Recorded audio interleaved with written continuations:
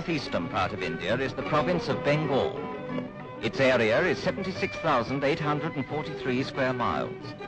Its population, 60 million. Known as the land of rivers and lakes, Bengal was once a colossal lake dotted with patches of wild, intractable land, 3 of every 5 acres of which were once underwater. Man and nature fought a battle, and man won.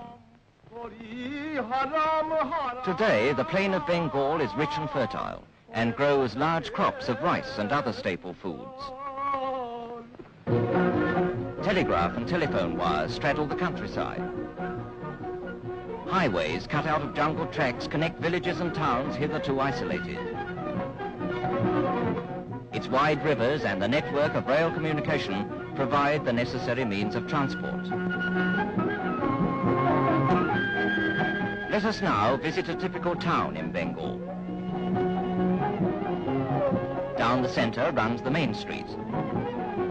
The usual crowds, the usual traffic. The hub of a huge expanse of land. Huge, but just one part of Bengal.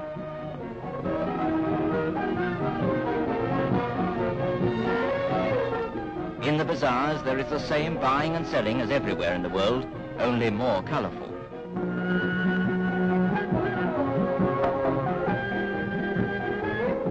Everywhere you go in Bengal, you find what this vendor is making, rasagullas, the most famous of Bengal's sweetmeats. There is age and a peculiar dignity about homes such as these, which are familiar features of Bengal. The more ancient the house, the longer the family tree. There is, of course, the Hindu temple, and not far away, the Muslim mosque, because in Bengal, for every one Hindu, there is one Muslim. And now we come to the civic centre, round which the life of this town and its surrounding districts revolve. The mission house, the surgeon's house, the district magistrate's house, the school, and of course, the courthouse. At the heart of all these activities is a man in whose care and guidance is the welfare of 3 million people within a radius of 50 miles. He is the district officer, or as commonly known, the district magistrate. It is his duty to settle all matters brought to his court.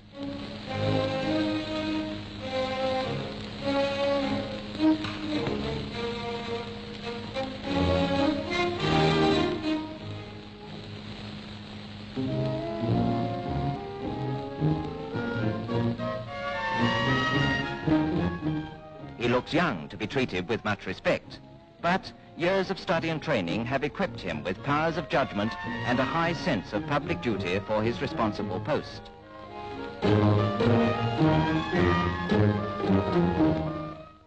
Let us go back to the time when he started on his first official assignment as sub-divisional officer of the Indian Civil Service, in short, SDO. At his destination, he is greeted by his co-workers and introduced to other members of the administration.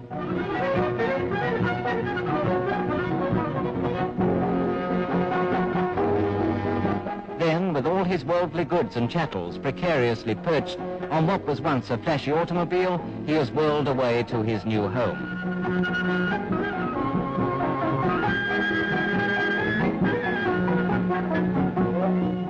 His new home.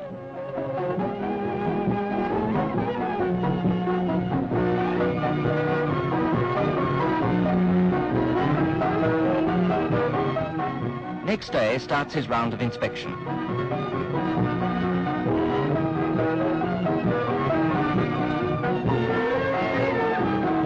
First the treasury, and then the jail.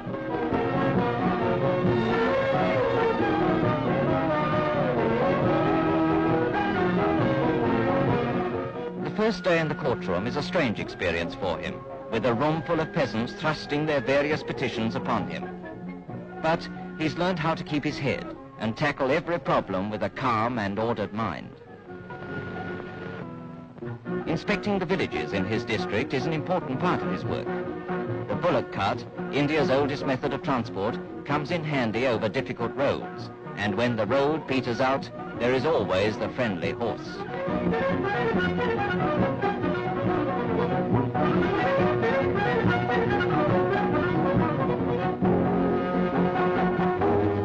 arriving at the village, he is greeted by the elders and offered traditional Indian hospitality.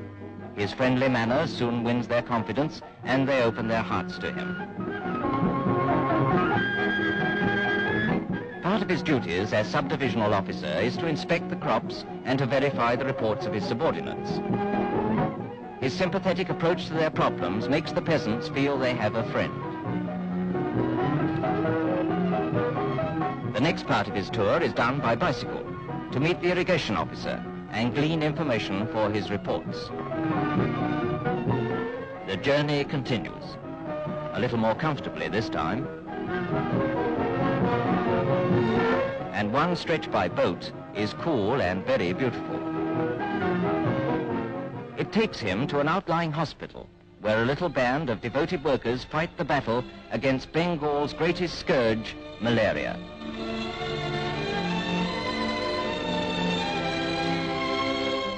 As sub-divisional officer, he has acquitted himself well. Direct contact with the people in his care has given him valuable experience, and in a few years, he rises to Additional District Magistrate, ADM, until, at 30, he is District Magistrate, with an area under his direction about as big as Switzerland, and with over 3 million people who look to him to solve their many and various problems.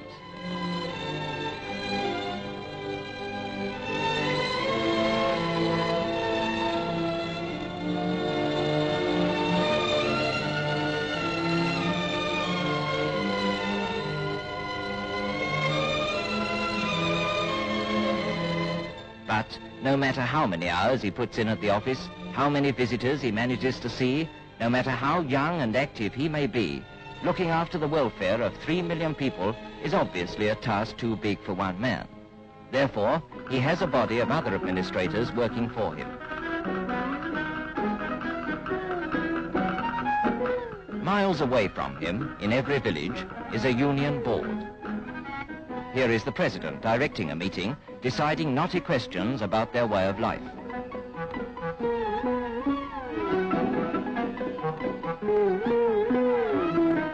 They discuss improvements for the village school, the village health. They analyze the well water, which is the village's only source of drinking water. The terrible diseases of typhoid and cholera spread by impure drinking water must be prevented. The Union Board decides that a ditch with stagnant water must be filled in, fighting back the most prevalent disease in these parts, malaria. It decides that a part of the jungle must be hacked down to make way for a road. In many parts of Bengal, these faithful animals still carry man's burden.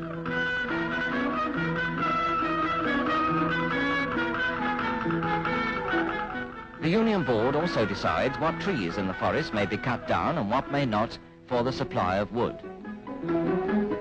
In the village there is an open-air court, where the local superintendent arbitrates in minor disputes which could be settled on the spot without reference to the overtaxed city court.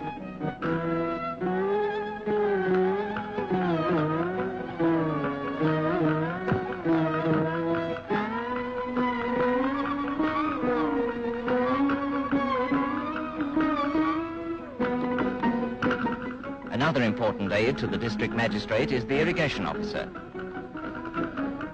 In Bengal, his task is as much to keep the water out of the fields as to let it in. The civil surgeon has a vast responsibility. Under his control are 50 hospitals and many free dispensaries, with which to combat the many ills often prevalent in such a thickly populated area. Lastly, there is the police superintendent, directly responsible to the district magistrate for peace and order. In wartime, the district magistrate must maintain a close contact with the military authorities and render them all possible assistance.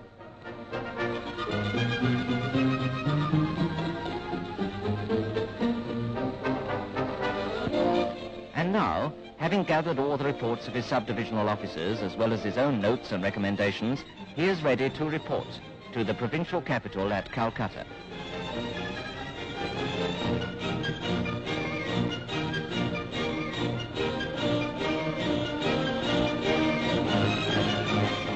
Back home again, he entertains his friends. After all, even the district magistrate must have some relaxation. Besides, it is essential for him to keep in touch with public opinion.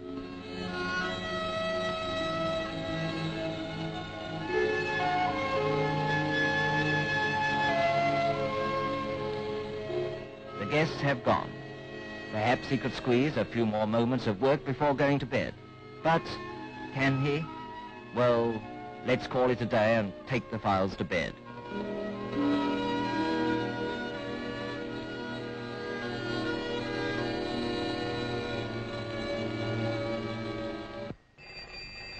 But not for long.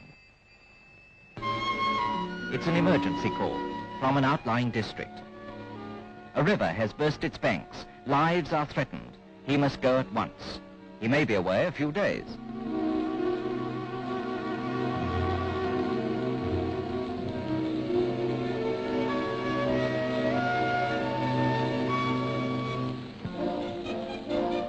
As a public servant, he is always ready to give his time and energy, because his life is dedicated to the service and welfare of the people in his care.